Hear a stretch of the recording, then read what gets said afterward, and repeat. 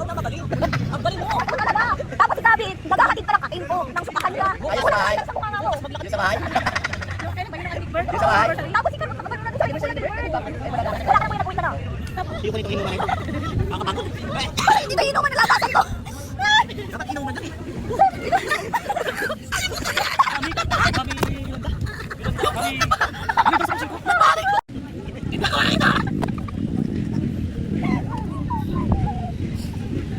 Yung sigura ko dito sa...